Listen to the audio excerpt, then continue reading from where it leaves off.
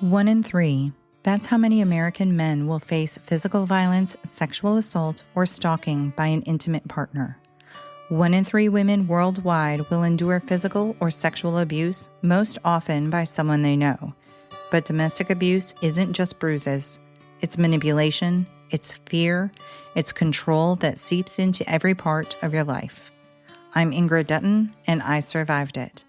Then I created 1 in 3 so no one else has to suffer in silence. Each week, we break that silence together. Occasionally joined by survivors, loved ones, and experts, we talk about the pain, yes, but also about the healing, resilience, and the fight to reclaim your life. This podcast is more than awareness, it's a lifeline. And a reminder, you are seen, you are heard, you are never alone. Search for 1 in 3 wherever you get your podcasts, because every voice matters and every story deserves to be heard.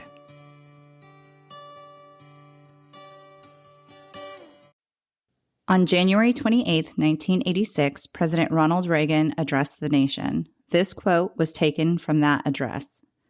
Sometimes painful things happen. The future doesn't belong to the faint-hearted. It belongs to the brave.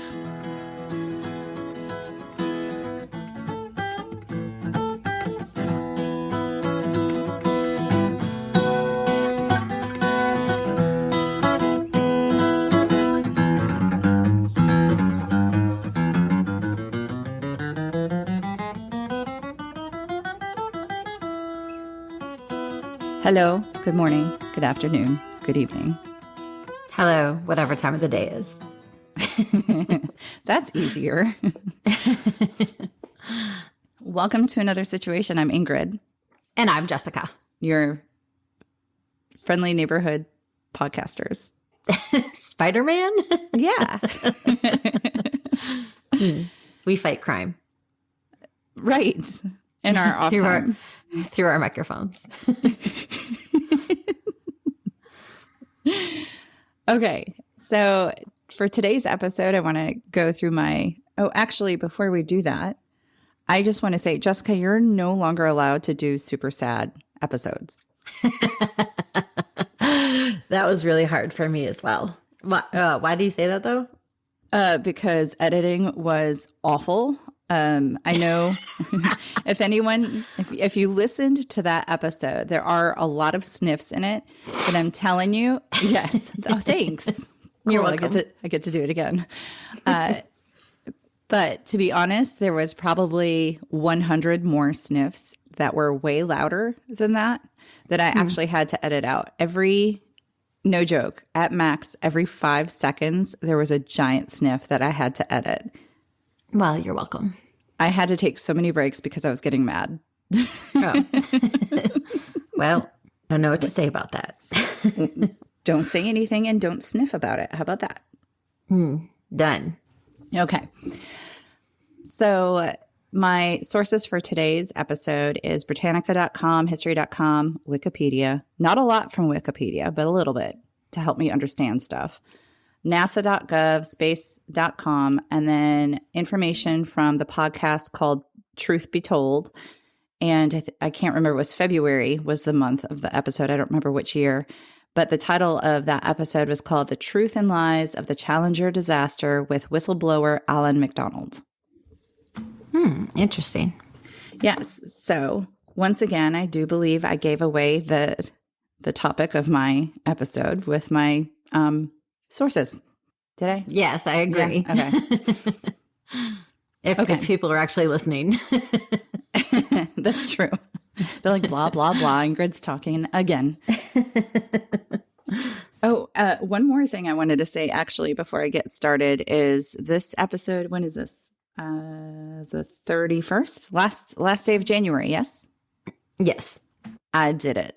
I'm dry. All month. Yay! Good job. Well, I mean, technically, we're recording this on Friday, so I have the weekend to go, but Dun, dun, dun. It'll happen. I'm not getting this far without finishing. So, okay. Congrats. Now that I'm done talking about that challenge, let's talk about the challenger. Oh, 7 astronauts excitedly boarded the Challenger on January 28, 1986. The world was watching, not only because part of the mission was to release a satellite that was to observe Halley's Comet. Did you know that? I didn't know. I didn't even know what the initial mission purpose was. I don't, if I knew it, I have forgotten it. Okay. So the mission was to observe Halley's Comet as it veered close to the sun. But then also, the reason everybody was so interested is because of who the astronauts were. So there was Commander Francis, who went by Dick Scobie, pilot Michael Smith, mission specialists Ellison Onizuka, Judith Resnick, and Ronald McNair, Hughes aircraft engineer Gregory Jarvis, and teacher Krista McAuliffe. As fellow teachers rolled televisions into classrooms around the country and the world watched on, Challenger lifted off at 11:38 a.m. 73 seconds later, Challenger suddenly and inexplicably exploded. Do you remember that? Were you in school yet? I was in second grade, I believe. No, you weren't. I thought I was 1987. 6. I would have been 6. First or kindergarten, I guess.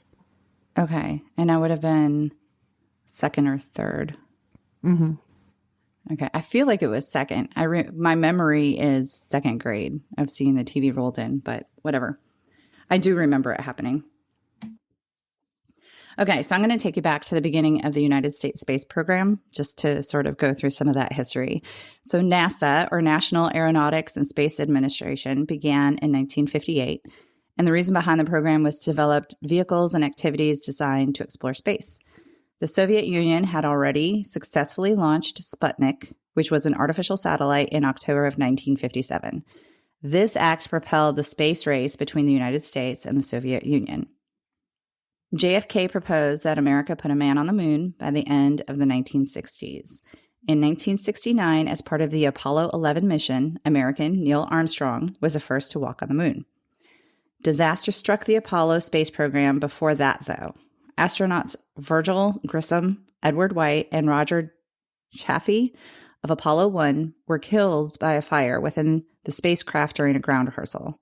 That happened in January of 1967. I didn't know that. Did you? I did not know that. January is a bad time for NASA. Yeah, it is. And February, as you'll find out. The Apollo program concluded with Apollo 15. A total of 24 Apollo astronauts visited the moon, with 12 of them having walked on the moon. The Viking, Mariner, Voyager, and Galileo programs were uncrewed satellite missions sent to explore the rest of the solar system. Columbia, Challenger, Discovery, and Atlantis were 4 orbiters that made their debut between 1981 and 1985. A quick description of what a space shuttle is. So I mentioned those orbiters. So those are part of a space shuttle. So NASA realized creating a new spacecraft for each mission was not economically feasible, and they developed a partially reusable space shuttle. There were 3 parts to the shuttle. There's the external fuel tank, which contained liquid hydrogen and liquid oxygen. And once the orbiter had reached sufficient velocity, the external tank is released and disintegrated in the Earth's atmosphere. The orbiter, which is the 4 that I mentioned before, is the part that we're all mostly familiar with. It's the crew and the cargo carrier. It's the one that has the wings that assist when it glides down for landing. The 3rd part of the shuttle are the booster rockets. The boosters deployed a parachute and returned to Earth for reuse after each launch. Anyway, with all of that activity going up into space, you can imagine that the initial excitement of the space program and walking on the moon eventually became too commonplace. Many Americans lost their enthusiasm, and NASA needed to re-spark the interest. In August of 1984, President Ronald Reagan announced a teacher would be the first civilian to go to space. The reason given for the Teacher in Space project was to inspire students, honor teachers, and spur interest in mathematics, science, and space exploration. That teacher would board the shuttle Challenger. Now, the Challenger wasn't new to space. It wasn't new to milestones either. It was the second shuttle to make it to space. Originally used as a test vehicle, Challenger officially was added to the fleet in 1979. In its 3 years of service, it spent 62 days, 7 hours, 56 minutes, and 22 seconds in space. It hosted the first spacewalk with astronauts Story Musgrave and Donald Peterson, brought the first American female, Sally Ride, and Black astronauts to space. Astronaut George Nelson was part of the Challenger crew that took part in the first repair of a satellite in space. So with all of that background, let's go back to 1984. Following the announcement of the Teacher in Space project, approximately 11,000 teachers from around the country applied. Included in the application, the teachers had to provide a potential lesson plan they would teach from space. The state departments of education then chose 2 applicants per state. That number was then narrowed down to 10 finalists who were announced July 10th, 1985. Those finalists traveled to Johnson Space Center in Houston, Texas, and Marshall Space Flight Center in Huntsville, Alabama. During that time, they participated in brief training and testing. From there, the 10 finalists were sent to Washington, D.C., where they were interviewed by a NASA evaluation committee. Vice President George Bush announced the winner, Krista McAuliffe, and backup, Barbara Morgan, on July 19, 1985. McAuliffe was a high school social studies teacher from Concord, New Hampshire, who, in her application, mentioned her fascination with the space program and dream of being able to participate. During her interview in D.C., she was quoted as saying, "I've always been concerned that ordinary people have not been given their place in history. I would like to humanize the space age by giving the perspective of a non-astronaut. Space is a future. As teachers, we prepare the students for the future. We have to include it. Space is for everyone." That's cool. It is. And then in her acceptance speech, she said, "It's not often that a teacher is at a loss for words." Oh, that just gave me chills. I know. So the 2, McAuliffe and Morgan, began training September 9th at the Johnson Space Center. The 2 live lessons that McAuliffe was to teach from space were called The Ultimate Field Trip and Where We've Been, Where We're Going, and Why. And those lesson plans were helped developed by all 10 of the finalists. They all had input into it. She was also to record as she conducted science demonstrations aboard the Challenger. The recordings would be dispersed once the flight was completed. And following return home, McAuliffe was to travel across the United States providing lectures to students. The anticipated trip would last just 6 days, leaving January 22nd and returning January 28th.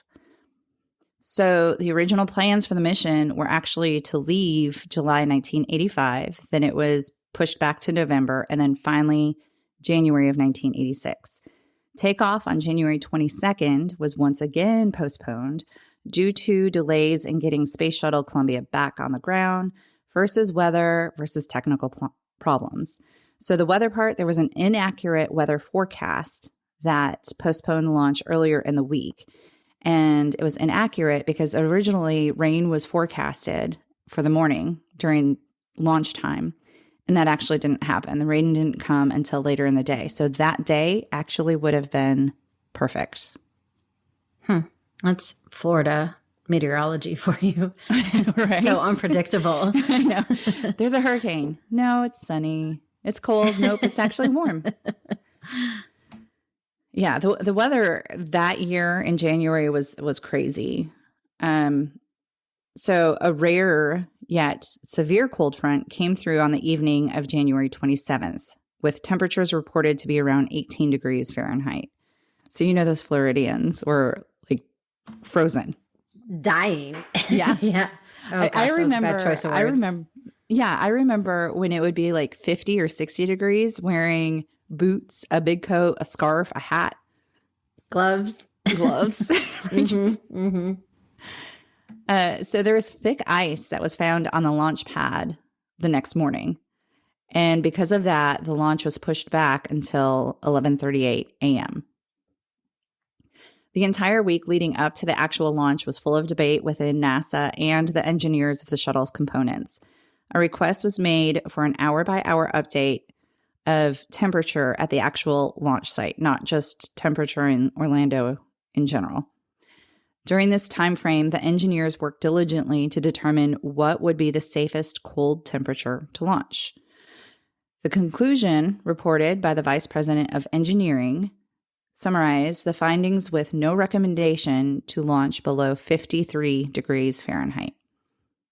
And that determination was backed up by previous investigation of boosters, which had returned to Earth just a year ago, so January of 1985.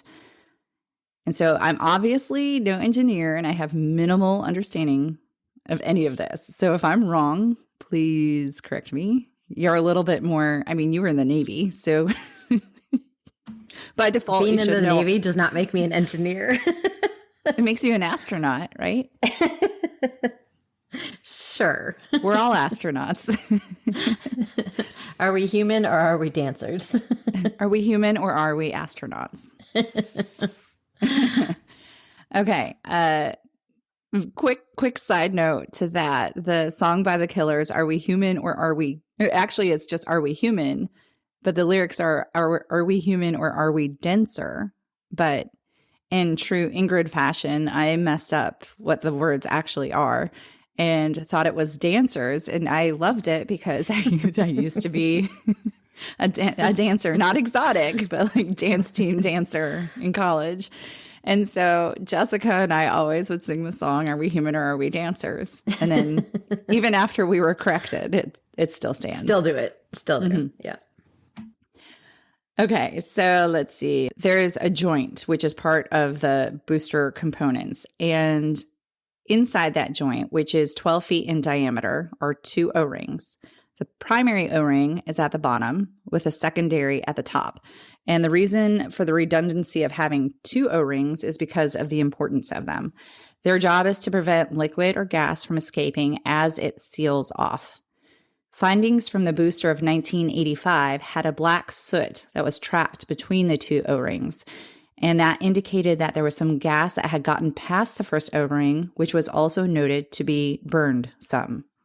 The engineers decided this must have been due to the fact that the day of that launch was in history the coldest they had ever lifted off. And the temperature that day was 53 degrees. Does that make sense? Yes, it does. Thank you. I had to consult my O-ring specialist. Do you know what an O-ring is? Do you know what it looks like? It looks like a little silicone circle. Yeah. Yep. So pretty much like those wedding bands you can get on Amazon.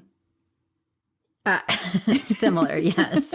But usually they're completely round. Like they're not flat like the rings. Oh, like right. the silicone They're not rings thick. on your finger. Yeah. Okay. Okay. So to make a decision on a launch, there are 4 levels that need to be notified and agree. So that's if you're going to proceed or postpone. So initially, the contractor with all of the engineers report to the program manager. In this case, Thiokol, it's Thiokal, was the company that was investigating the whole booster thing. Okay. So the engineers and the contractor report to the program manager. And then this case, a propulsion team manager was at the Marshall Space Flight Center in Huntsville. So then they needed to report to level 2, which was at the Johnson Space Center. And the level 2 had the overall responsibility of the shuttle. And then Johnson Space Center had to report to level 1, who was the assistant administrator of NASA. And the mission team that was at Cape Canaveral for this specific launch consisted of that assistant administrator of NASA, a representative from the Johnson Space Center, the launch director at the Kennedy Space Center, and a representative from the Marshall Space Flight Center in Alabama. And part of that representative, the propulsion team, was also there. And I don't know that I'm not sure who was physically there, but the evening before the flight, there was at least a conference call. I think some were physically present and the rest joined via telephone. Not Zoom or Skype, because that didn't exist back then. Per my experience with launching space shuttles from movies, I mean, they always have that command center with like 50 people in there, all monitoring stuff and like kind of like fail safes to all make sure everything goes okay. Right? So is that kind of like what you're talking about, like the before this, like the launch, like everyone has to give the okay? Yes. And I think those levels may be done remotely, the 4 levels, but then there is like the mission management team. I think that's all the physically present when you see like the command center people. Yeah. Okay. And, you have like a representative, and I think they also bring part of their team in, as well as like the highest level of different components of their team. Gotcha. Okay. So they had this meeting the evening before the flight, and it was held to discuss the findings from the propulsion engineers. The data was presented, and it was ultimately felt to be inconclusive. That weather had a direct effect on these booster findings from January of 1985. And the reason behind that is because there was not quite similar findings, but sort of you could maybe stretch it to be similar findings from a launch that happened later that year. And the temperature was, I want to say it was like 70. So they were like, well, it's inconclusive that the cold weather had an impact on this finding. And so during this meeting, at one point, there was a private meeting held between some of the top individuals. So they were muted off to everyone else. And that was supposed to be a quick 5-minute discussion. At the conclusion of the 30-minute discussion, they came back and they said, we think we're okay. We think we can do this. And it's interesting that once they made that decision, they said they wanted a written statement and a signature from a Thiokol representative saying this was okay.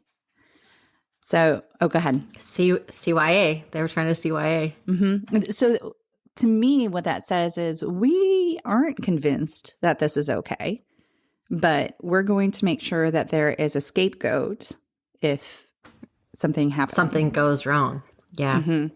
So the fact that that one test was inconclusive should have been enough to been like, you know what? I want definitive answers, yes or no, not something inconclusive. Yeah. So in that podcast, Alan McDonald actually said that kind of took him aback, saying like, we can go ahead and proceed because it's inconclusive. Because he said, anytime I had been part of any decision before, it had to be you were certain beyond a reasonable doubt. Right. I mean, that's what I would think. So he was the Thiokol representative that was there. The dude that has a podcast? Well, he doesn't have the podcast. He was a guest on the podcast. Oh, yeah. Okay. And so he was like, no, I'm not going to sign. Absolutely not. And they're like, you have to do this. And he said the thought of I'm going to lose my job, but I don't have a good feeling about this. I'm not signing it. And so he refused. Good for him. Integrity. Good for him. Yes. And what had happened then, I think he said they were based out of Utah. It was a not Florida State based company.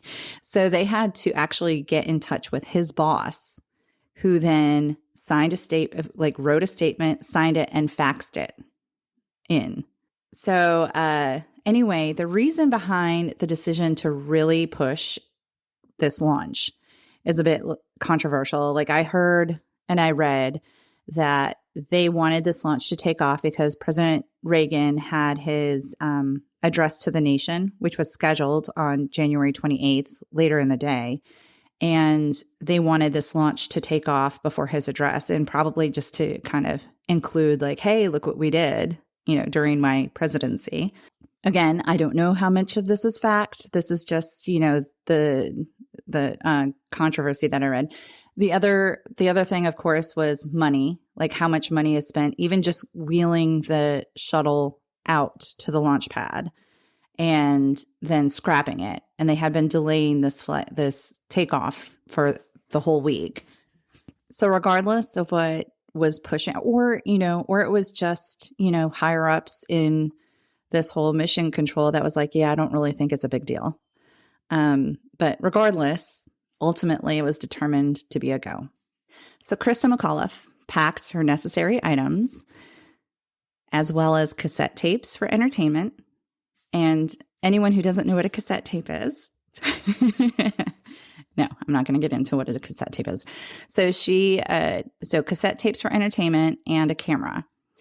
She made sure to bring family mementos, which included her husband's class ring, her daughter's necklace, and a stuffed frog given to her by her son. Oh my goodness.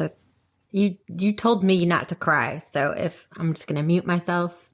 I told you you can't. No, I told you you can't do the stories that involve crying. Okay. A little bit of crying is okay, but you can't do something like the Holocaust again. If we're going to do an episode like that, it has to be me, and you have to remain muted. Okay, I'm muting myself right now. Okay. A photo of her high school students and a T-shirt that read, "I touch the future, I teach," rounded up her items that she brought with. Her children, who were 6 and 9 at the time, along with her husband, watched the shuttle take off from the roof of the Launch Control Center. And I forgot to say, one of my sources, I watched a little bit. There's a documentary on Netflix, and I don't remember what the name of it is, but if you just Google the Challenger, you'll find it. And it's a short series. I don't remember how many episodes. But in that documentary, her daughter mentioned that she actually did not want her mom to be part of this program because she wanted her to stay home. She didn't want her to go away. Krista's parents and her sister watched with a crowd of over 100 from the Kennedy Space Center. And some of her students actually also made the trip down to Florida. And in the documentary, they show her parents at liftoff cheering and throwing their hands in the air and so excited to see their daughter getting launched up into space. Years later, some of the students... I'm so sorry, but that's just horrible having your whole family there. And horrible for the family to see that. Oh, sorry, yes. Sniff. Muting. I'm muting again. I'm muting. Years later, students from Krista's school were interviewed, and one of them mentioned being in the cafeteria watching and cheering. And even after the explosion, everyone was still initially cheering because they thought that was a normal part of takeoff. And everyone's cheering, screaming until one teacher just announced, "Everyone shut up." And then, okay, but I'm not going to sniff. A chemistry teacher was also seen crying by some of the students. And it was at that point when the students looked to their teachers for their reactions that they realized that this was actually a tremendous disaster. So at liftoff, puffs of smoke actually were coming out of a booster, which was not visible to most. And as the leak caused by the O-rings, which were unable to expand and seal due to the extreme cold, a large fireball was created and that engulfed the shuttle. I did read that even if this was seen right at takeoff, nothing would have been able to be done at that point because the orbiter can't detach from the boosters until it reaches, I think, a certain velocity or a certain height. So even if they noticed it, they wouldn't have been able to do anything. Challenger broke up in the explosion, but the forward section with the crew cabin was severed in one piece. So initially, everyone thought that the crew was killed immediately, and that's actually not what happened. The orbiter continued, or the cabin, the space cabin, continued to coast upward with other pieces of the shuttle, including the wings and the still flaming engines, and then it plummeted to the ocean. So again, they believe that the crew survived that initial breakup, but then loss of cabin pressure made them unconscious within seconds, and because they didn't have pressure suits on. And they believe that the crew died ultimately from oxygen deficiency just minutes before impact. So they feel that they were unconscious pretty shortly after, so they didn't know what was happening. They probably have at one point, I think on review of I don't know if there's like a black box of the shuttle or whatever, or if they heard it in the command center, but the pilot is heard saying, uh-oh. And then everybody saw the big fireball. So Okay. there was probably a second or a few seconds that they may have realized what was happening. Unfortunately, this wasn't the last of the tragedies in the NASA program. On February 1st, 2003, which is actually 20 years ago tomorrow from the date this is released, Columbia broke apart over Texas as it was making its return to Earth.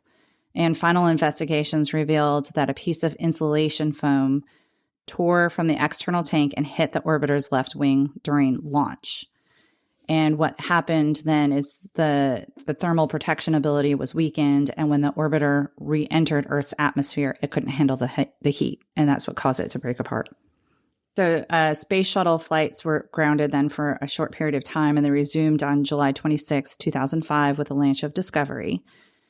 And the last space shuttle flight, the 135th, was launched on July 8th of 2011. The remaining orbiters were placed in museums across the United States. Because of the Challenger disaster, the plans to bring civilians to space was temporarily grounded. It wasn't until 2007 that Barbara Morgan, who was Krista's backup, flew aboard Endeavour. And NASA reflects on the Challenger disaster with a day of remembrance, and that day fluctuates each year. So this year, it's actually on Friday. I said Friday, January 26th, but the 26th was Thursday. So I'm not sure. I'm not sure it was Thursday the 26th or Friday the 27th. Something else, so decades later, there have been pieces of the Challenger that have washed up or they've been discovered in dives. And the most recent discovery was actually in 2022. It was discovered by the History Channel divers because they were doing a documentary on the Bermuda Triangle. So I just saw this just a second ago, so I haven't looked at it, but there's actually, I think that discovery can be seen on their series that they released in November of 2022 on the History Channel about the Bermuda Triangle again. So in conclusion of the Challenger astronauts, President Reagan said, "We will never forget them, nor the last time we saw them. This morning, as they prepared for their journey and waved goodbye, and slipped the surly bonds of earth to touch the face of God." Has there been any follow-up with the family? Like, Probably. are they okay? No, Okay. probably not. I mean, I can't imagine a 6 and 8, 6 and 9, 6 and 9 is what you said. growing up without their mom. And it sounded like they were a very close-knit family. I hope the family's been compensated. Not that that heals any wounds, but I hope They have been. And I was going to address all of that, but Yeah. you know, Cringy. I gotcha. what's disgusting is all of this could have been prevented. There was no reason they should have taken off. O-rings. And O-ring, they're so tiny. It's crazy. Well, right. It's your life based on this little silicone ring. When I was in the Navy, part of our daily, it was a daily inspection that we had to do for part of our equipment on the aircraft was to check an O-ring as part of our radar system. We had to check the desiccants to make sure that there was no like water inside the transmitter. And then we had to make sure the O-ring was still like intact and not ripped at all. Huh. Yeah, that's something we had to do daily just for a radar transmitter. And, maybe that's because of this, maybe that changed because of this. Yeah, maybe. That's so sad. Incredibly sad. Sorry that we did 2 sad ones in a row. Listen to Dolly. Go back to Dolly. Yeah. Well, not much I have to say about that. Okay. Well, you know what I thought about, and this is corny, but that's who I am, is how we do our 4 Bs. I think we should do 2 Bs and 2 not to Bs. Okay. or be nots, really. To be's and to be nots. Okay, I have one. Okay. Be not inconclusive. Do not be pressured to make decisions based on somebody else's agenda. Be prioritizing of human life over anything else. Have integrity, but I want to say be integritous. Be like Alan. Yeah. Okay. Next week is not sad. No. A little gothic. Yay. Bring on the goth. Okay. Whip out your black eyeliner and black clothes, people. Yes. Get that whole Daria look. La, la, la, la. And that is only going to make sense if you grew up in the 90s. Yes. True. And watched MTV. Okay. Bye. Bye.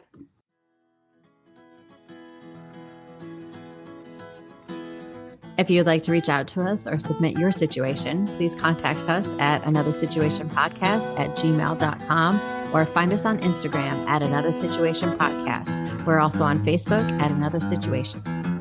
Another Situation is produced and edited by Point 5 Pinoy. Music is written and performed by Tim Crow.